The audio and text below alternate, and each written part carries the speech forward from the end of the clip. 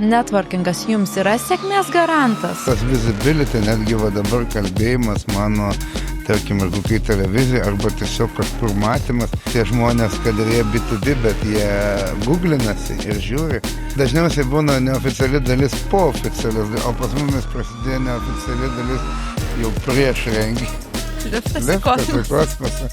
Ir jis iki šiol reikalingas ir jau čia kuo daugiau čia eis, tuo daugiau jo poreikis didės. Friends, fools and family, kas yra švogeriai. Tai realiai tas švogerių kraštas jis yra visam pasauly. Moto, Hakuna Matata. Kad ir kas gali būti blogai, nereikia jaudintis dėl to. Sveiki, aš Eglė Pilipaitė, rinkodaros inžinieriaus įmonės vadovė ir šiandien kalbėsime laidoje, ar networkingas yra sėkmės garantas. Į laidą pasikviečiau verslininką, žmogų, investuotoją ir laimės ekonomikos ekspertą, Algirdas Stonys. Sveiki gyvi, malonu labai. Sveiki, Algirdai. Pradžiai norėčiau pradėti pakalbėti apie jūsų gyvenimo filosofiją, apie laimės ekonomiją. Ar galėtumėt pasidalinti labiau savo gyvenimo kredo, moto ir kas jūs veda taip į priekį? Mano gyvenimo kaip ir toksai, iš tikrųjų, ganėtinai žinomas iš Liūtos karaliaus miuziklo, galiu pasakyti, toksai moto, Hakuna Matata. Kad ir kas gali būti blogai, nereikia jaudintis dėl to. Nežinau, arba kad kaip ir kokio, atsimenu, buvo toksai grupė lietuviška, senas Queenas, bliuzo grupė. Ir turėjo puikų, vat, labai dainą, kuri pakelia nuotaiką. Taip, kad ir kas gali būti blogai, kad ir kaip tau blogai dabar, broli, jauskis gerai, nes bus blogiau. Hakuna Matata. Hakuna Matata, tai Lai viskas teka lengvai tiesiog. O dabar, tarkime, einant prie verslo ir su tokia lengva filosofija, dažnai daugybė verslų, kai daro pardavimus, jie pereina į labai tokias skirtingas pusės, ne? Vieni labai stipriai susiorientuoja į networkingą, tik tais bendravimą, tinklaveiklą, o kiti visiškai eina tiesiog į marketingą, nenori niekur rodytis, nenori kalbėti. Kaip jūs ieškojate tos sėkmingos savo sėkmės garanto tarp šitų, kad nenueiti į kraštutinumus, o gal priešingai ėjote labai stipriai į kraštutinumus? Pirmą savo gyvenime verslą pradėjau grynai nuo tinklaveikos. Atvirų durų dienos buvo Kopenhagoje. Tai aš tiesiog per atvirų durų dieną atėjau pas įmonę Human ir tenais internshipą įsidarbinau. Tai čia buvo mano pirmas, bet grynai tai buvo per networkingą. Bet tikrai pasidariau ir tinklapį, ir socialės, stengiausi nuo pat pradžių būti visible ir daryti tos outreachus kažkaip tai ir social ir to netiesioginė, galbūt atrodo business to business, niekada mes neparyčinsim tą reklamą, bet žinokit, tas visibility, netgi va dabar kalbėjimas mano, tarkim, ir kokiai televizijai, arba tiesiog kažkur matymas, tai prisideda prie jūsų to, kaip ir prie internetinių, Google lengviau atrasti tada, ir tie žmonės, kad ir jie B2B, bet jie googlinasi ir žiūri, va. Bet realiai, kai jūs tapote matomas, patikimumas jūsų didėja ir vadinasi, kaip B2B versle, daugiau užsakymų, nes tas matomumas, patikimumas, nes bet vis tiek reikia ir padaryti darbą gerai, be abejo. Aišku, kad reikia darbo, kad žmonės parekomenduotų, kad kalbėtų. O kiek iš rekomendacijų, kiek pas jūs ateidavo, tarkime, užklausų, tai palygintumėte rekomendacijos ir, tarkime, aš sakyčiau, kad čia 90% užklaus. Gal vieną kitą susirado webę patys, bet netgi webę surast, tačiau skaitas irgi rekomendacija. Tai iš principo tas ir rekomendacija per networkingą, tai yra vienos iš stipriausių. Ne, rekomendacija per gerą darbą padaryta. Pati stipriausia. O jau jos suradai per networkingą, teisingai. Bet dar taip pat yra tos parodos, ne? Jūs parodose dalyvavote seniau su savo... Ir dabar dalyvauju, ką tik grįžau iš Oslo. Tai papasakokite dabar, tarkime, ką parsinešėt iš Oslo, arba kokias seniau, ką turite iš parodų, kokių įdomesnių situacijų, kur vykote, gal kokį darėte labai įdomų tokį pasirodymą pačioje parodoje, gal turite kažkokių tokių? Nu, va dabar buvo labai mažytė, kaip ir tokia verslo misija Osle. Ten dalyvavo 12 Lietuvos gynybos pramonės įmonių. Ir vienas iš tikslų buvo susipažinti su Norvegų gynybos pramonės įmonėm. Ir jau dabar mes niekad, žodžiu, tas eventas yra toks diplomatinis, Lietuvos ten buvo premjerministrė atvažiavusi, užsienio reikalų ministerija, ekonomikos ministerija.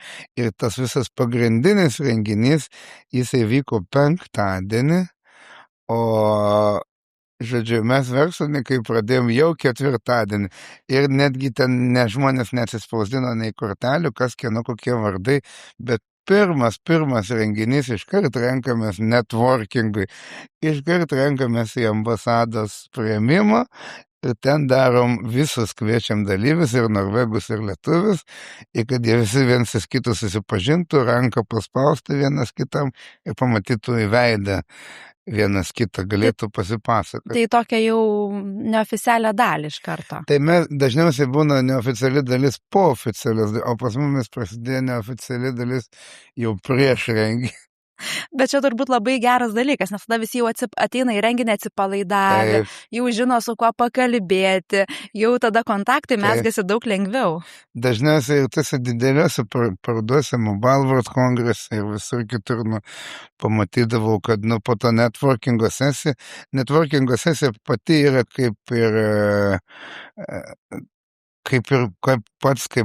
kaip turinys, kaip kontentas, kaip renginį, tu gali networkingo sesiją padaryti pakvietimų ir eiti dalinti žmonėm ir jie tada jaučiasi labai special, kad jie yra pakviesti tenais dalyvauti. Labai svarbus. Tai yra jau labai svarbus, jau pats, ir tada žinoma, kai jau susipažinot, tada po networkingo daro dar kitą networkingą, po to gal kokį Mobile World Congress Barcelonai dar kokį Ruby barą išeina. Ir pradam butelio rinkodarą tada daryti. Galimai daug arčiau, žinai, galėtų pasipasakoti iš vis ne apie darbą, žinai. Tai į kitą dieną jau visi atsipalaidavę, jau visi jau daug lengviau sekasi, jau netgi, nustojam čia reklamuotis, nustojam čia dėrėtis, kalbam apie darbus, jau konkrečiai ką reikia padaryti. Nes tada jau užmesgamas toks ilgalaikis ryšys, bet tai, kai jūs papasakote, yra labai nuostabu, nes tada toks atsipalaidavęs, jau tada tikrai tau rūpi, nebe maivytis, nebe kalbėti, koks aš gražus, ką mes daug paveikėm, bet jau konkrečiai, ko man reikia, ką gali tu man, ką aš galiu tau. Tai galbūt tas networkingas yra ta dalis, kada tu gali tą visą, kaip aš sakau, vaibas atsitinka, tai jau realiai tu turi šansą save parduoti, arba kaip tik atgrasyti, kai kurie sako, kad kaip tik aš čia tą padariau, o tam nepatinka pagirūnai, sako, nedirbsiu. Ir pabėgė, kitą dieną nebepaskambės. Tai networkingas, ką jums tiesiogiai jisai reiškia? Networkingas man tiesiogiai, ką reiškia, tai yra tiesiog, jeigu žiūrėti iš verslo perspektyvos, taip, tai yra priemonė, kurią aš labiausiai naudojuosi tam, kad kažkokio verslo tikslų mano pasiekti. Tai yra, o kas konkrečiai, taip, verslo networkingas tai yra bendravimas tarp potencialių B2B partnerių, tai yra verslų partnerių, tai galbūt tai galėtų būti tiekėjas pirkėjas, galėtų tai būti klientas užsakovas, įvairių gali pusių, bet tai realiai veikla, tai nėra renginys, tai yra tiesiog veikla, kurią pats darai. Ir jeigu tau ta veikla patinka, man jinai patinka, dėl to aš ją ir darau. Aš gali būti visai kitokių minčių, dabar tiek teko dalyvauti ir pagalbos sparno savanorystėje, vežant į Ukrainą paramą, tai daug pavyzdžių vežam tikro neto, tikrų tinklų, mačiau ir buvo ir žvejai paukoja tinklą, ir daugybė būna savanorių centrų, netgi pas mumis čia Prisikėlimo bažnyčiai susirenka, ten Tatjana surinka moteryčių savanorių ir jos ant to tinklo dirba, mezga, užvinioja tokius specialius, tokius kaip skarmalus, atplaišus medžiagų ir gaunasi maskiruotis tinklas. Tai sėdi, dirba tos moteris prie to tinklo, tai sakau, kad čia networkingas. Dirba žmonės, tinklą daro. Tai įvairiausia. Ir taip ir atsitinka, pakol jos dirba, tą tinklą mezga, jos tarpusavį bendrauja, paskui gal nueina kartu į koncertus, kažką daina padainuot kartu ir savo irgi kokią veiklą susigalvoja. Tai bet kokiu atveju jisai gali būti ten 10 000 eurų kainuojantis renginys kur nors Liuksemburgė, kur networkingas tarp chief executive'ų, arba tai gali būti nieko nekainuojantis networkingas su tinklu prisikėlimo bažnyčios ir vis tiek tai yra networkingas, tai yra priemonė, kuri man yra labai, man jinai yra tiesiog patinka man pačiam. Ir sakau, man dar jinai irgi atliepia mano tą poreikį, kaip ir mano tą gynybos mechanizmą, visą laiką su daugiau žmonių prisitraukti didesnę komandą. Ir aš ją naudojuosi ir tikrai skatinu visus pasinaudoti, kas nenori, ir jinai tikrai apsimoka. Nors ir jeigu ten tais pačiais metais neapsimokės, bet sekančiais apsimokė. Ir ta vertė gali būti ne tik piniginė, mes ją skaičiuojam vertę daug ir būnant direktorium, ateini, sakai, savo marketingo ten vadovai, sakai, atneš man ataskaitą, kaip tu čia man apsimokėjai prie pinigų pajamų, neteisingai, tada turėtų marketingo vadovas sakyti, žiūrėkit, kaip aš jums atliepiau vertę, įmonės padidėjo, yra dabar jau tokia reputacija, ten galima su reputacensu pamatuoti jūsų įmonės indeksą, galima pamatuoti aplamai matomumą, visibility, tą credibility ir visas tai įmonės vertė, tai padidėjo. Tai kas, kad tų pardavimų, gal žmonės nesugebėjo konvertuoti tą vertę, tai bet vertė tai didėja ir reikia sakyti, kad didina. Būtent, tai kaip ir sakote, gaunasi, kad marketingas jisai atveda srautą ir atveda potencialius klientus, bet jau čia jau yra žmonių kompetencijos, kaip jau jį toliau išlaikyti ir paversti tikrų klientų. Ir networkingas lygiai taip pat, jisai kaip ir marketingą atveda srautą, kapitalą, didina tą vertę, o ką su tą vertę darysit, nežinau. Čia tas pats, kad sumokėjai, tarkim, galimas networkingo ten kokiam profui, gali, kad jūsų įmonę atstovaut, sumokėti jam 1 milijoną eurų ir tada jisai bėgioja atstovauja. Arba galima nusipirkti kokį labai prabangų namą už 1 milijoną. Nors dabar jau neprabangos nenusipirkai. Tiesiog už 1 milijoną nusipirkai namą. Ir ką tu darai? Tada, nežinau, tai čia vertę gavai, o ką su tą vertę tu darysi, nežinau, gal nieko nedarysi. Gal tiesiog sėdėsi ir lauksi, kol ten daugiau klikų pas tavęs Google'ai, LinkedIn'o daugiau laikų surinksi, arba lauksi, kol namo kaina padidės. Arba galima ten prekiauti, daryti, kažką didinti, dar 2, 3, 4. Grįžtant, jeigu į Lietuvą, mes turime labai daug tų visokiausių klubų, ne? Tai būtų amatų yra rūmai, verslo, tada yra ten, tarkim, marketingistai savo, turi Lima, dar yra BNI, ten konektas atskirai verslininkų ir turbūt įvairiausių kitokių. Jūs kam priklausėte, kam dabar galbūt priklausote, kuriem? Vėl čia taip labai Hakuna Matata atsipalaido, kai niekas nėra, nei viena, kai iš pramonės amatų rūmai, BNI, ten dar čia klubai, galbūt čia kalbama apie asociacijos narių mokestį arba dar kažkur tai. Tas priklausomybė, kas čia tas yra. Aš su malonumu ateinu į BNI verslo pusračius, jeigu atsikeliu į tą, jeigu tu patogu laiku. Kiekviena organizacija, aš tai tik už verslo nesu matęs tokios organizacijos, kurios būčiau prieš tą organizaciją. Visos yra jums tikrai už ir tikrai rekomenduojate stoti, nes kiekvienos yra kažkokia vis kitokia nauda, kur tu gali susipažinti ir nežinai, kurioje ką susipažinsi su kurioje. Taip, toks kažkoks prašymas, kad atsakingai tada praeiti, kad neiti tokią organizaciją, kur pas žinai, kad tikrai negalėsi dalyvauti. Tai Arba tikrai neatsikelsi, nes arba labai... tikrai 7 ryto, neįsi trečiadienį ryte 7 ryto į BNI verslo pusryčius. Tai kam tada prižadėti žmonėm ir paskui neateiti. Tiesiog rinktis pagal save ir kur gali ten, iš vidaus. Puiku. O va dabar, tarkime, jūsų viso tas sėkmės formulė, tas atsipalaidavimas, ta flow būsena, jinai nebuvo visada, ar jinai visada pas jūs taip nuo vaikystės seka? Tikriausiai, kad nuo vaikystės, ne? Kai auga ten, žmogus auga, nuo nepatogumo apsisaugai, tai vaikas užsiaugini savo tokia kaip ir šarvą gynybos mechanizmą. Tai tas, kur buvo vaikui gynybos mechanizmai, galiausiai taip ir jau užaugo kartu su manim į tokį, gerai, ramiai darom.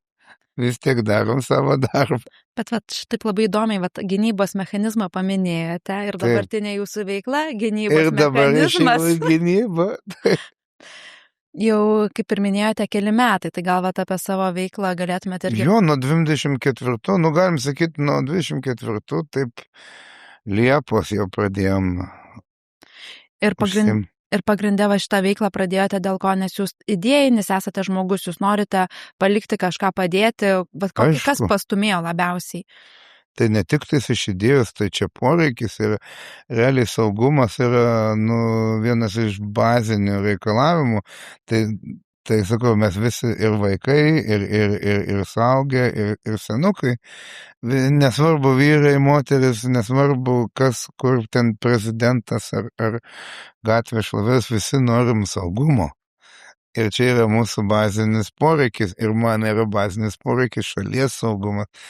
Kaip galima daryti čia kažkokį verslą IT, kaip galima čia kažkokius startupus ar BNI pusryčius eiti, jeigu yra tikimybė, kad to jau užgrobs mūsų priešai, tai kam tada bedaryti, nėra saugumo, dėl iš to poreikio ir pradėjau.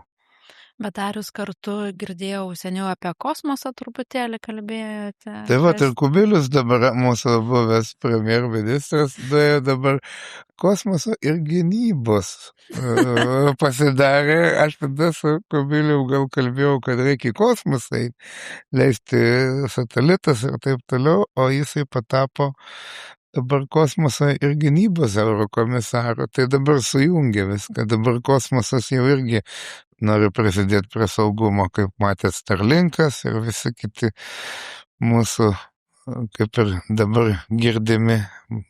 Ir jūsų idėja apie kosmosą buvo tokia irgi taip pat gan įdomi, gal galėtumėt papasakoti? Liftas į kosmosą. Liftas į kosmosą. Ir jis iki šiol reikalingas ir jau čia kuo daugiau čia eis, tuo daugiau jo poreikis didės. Tai gal ir pastatys, nes, tarkim, tokių palidovų, ryšio palidovų reikia daugiau paleisti, kad daugiau jų paleisti, reikia daugiau raketų paleisti.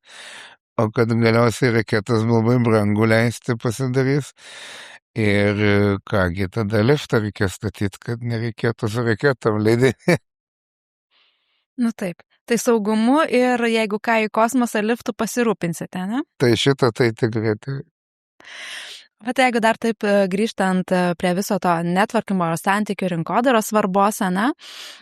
Ar Lietuva yra, kaip jūs manote, tas švogerių kraštas dar vis? Ar jau čia toks jau pasenęs, kai darėte verslus modelis? Ar dar labai reikia turėti geras pažintis, kad galėtumėm sukurti? Ar tiesiog užtenka daryti gerai ir tiesiog važiuoti? Švogerių kraštas yra aprašytas senai ir visuose startup, kai naują verslą pradedi, visada būna švogerių modeliai, visi galbūt girdėjote, investicijos yra toksai. Pirmoji investicija yra FFF tipo investicija. FFF tai yra labai visuose, tai yra Friends, Fools and Family, kas yra švogeriai. Tai realiai tas švogerių kraštas, jis yra visam pasaulyje. Ir, galbūt kitaip pavadinti, būtinai reikia ryšių. O kokie ryšiai, jeigu tu, pavyzdžiui, nenuvažiavai nei į vieną networkingą, tai tik mama, ne tik tėtis, arba galiausiai švogeris. Dėdė ir sesers teta. vyras, ne švogeris. Tai gal sesers vyras, ar dar kažkas. Tai va, o tas networkingas padeda daugiau plėsti. Ir va, jeigu žmogus neturi sesers vyro, kuris turi kažkokį ryšį, tai nuvažiuoji į tinklaveiką o galbūt tu esi, jeigu dažnai lietuviai ypatingai meistrai, dabar Norvegijai buvau, pradėjau kalbėti su norvegais, ten galbūt norite investuoti Lietuvos verslas, žinoma, norim, aš žinau, nes mano vasarnami lietuviai statė, aš labai patenkintas, tie statybininkai padarė tokie visi hard working, bet visą laiką jie nieko nesiskundžia ir jie nesikalba, labai tokie ūmus, bet kai darbą padaro, labai gerai padaro. Čia gal lietuvių nacionalinis bruožas yra ūmus, gerai dirba, bet yra ūmus ir nesikalba, bet kaip matot, kažkas yra iš lietuvių, kas kalbasi ir netgi pasirodo norvegam čia pliusas. Ir vertybė stipri. Norvegam čia pliusas, kad nesireklamuoja. Bet, tarkime, tas reklamavimasis ir kalbėjimas prieš auditoriją būna tikrai, kai suorganizuojame ir norime, kad koks nors mūsų, tarkime, klientas pasisakytų ir eitų kalbėti viešai, tai dažnai sako, kokia iš to prasmė. Nes jisai, jeigu nenori nuolatos to daryti, tai yra vienkartinis išėjimas, jisai dažniausiai spiriojasi ir sako, mes nelabai to norime. Bet jūs ėjote labai daug, visą laiką kalbėjote. Ir tose konferencijose, kai dalyvaudavote, kiek jūs pritraukdavote iš tikrųjų tiesioginės tos vertės, nes jūs, koks tai buvo tokia grąža? Tiesą sakus, niekada neskaičiavau tos gražos, kiek iš tos konferencijos ar iš ko tai ateina. Galbūt dabar jau yra kokie AI, kurie gali tą paskaičiuoti. Aš niekada neskaičiu. Aš žinau, kad įmanoma, pavyzdžiui, atidėti biudžetą, yra arba renginių ciklas, arba, tarkim, arba renginys kainuoja 10 000, nuskris pakalbėti. Ir tada tu tikiesi uždirbti 100 000 ir tada turėti 10 000 revenue. Tiksliau, 100 000 pajamų ir 10 000 pelno. Tai tada tau atsipirko važiavimas, į šitą. Arba tiesiogiai žino, kad jau užmesgiau kontaktą, tas kontaktas jau jisai atnešė tą naudą ir aš jau esu patenkintas, kad jisai jau man neša kažkokią naudą. Jo, šitą labai faina būtų trekinti, bet aš, kadangi Hakuna Matata, tai niekada tokiais nesirūpinau žemiškais dalykais, kaip paskaičiuoti ten pelningumą arba dar kažką, tai ar apsimokėjo, ar neapsimokėjo. Tai Algirdai, tai vis dėlto networkingas jums yra sėkmės garantas? Tikrai sėkmės garantas. Sėkmė yra vertė didėja. Tai vertė didelė, tai networkingas būtinai man asmeniškai. Tai vis dėlto žmonės ir yra visas tas indėlis ir ta visa sėkmė. Žmoniškasis kapitalas, taip, mes esame žmonių pasaulyje gyvenam ir netgi... Dar ne kosmose šiandien? Ir AI-us irgi mūsų į žmogų panašus, tai tas kapitalas auga taip per žmonės, per perspektyvą, ką apie tave rašo, kaip kokie darbai padaryti ir tai realiai į ateitį tave veda, nes, tarkim, ir naujam pardavimui padaryti, arba naujai veiklai tai daryti, neabejotinai ta vertė reikalinga. Tai ką tada, Hakuna Matata, su lengvumu reikia keliauti toliau ir networkingas ir mano nuomonė yra vienas iš sėkmės garantų, tad puoselėkime jį, kurkime santykius su klientais, su partneriais ir tikrai mūsų verslai augs toliau. O kitas mūsų laidas žiūrėkite mūsų YouTube kanale ir pamatysite naujus reportažus. Ačiū Jums. Ačiū Jums, Algirdai, kad atėjote. Ačiū labai.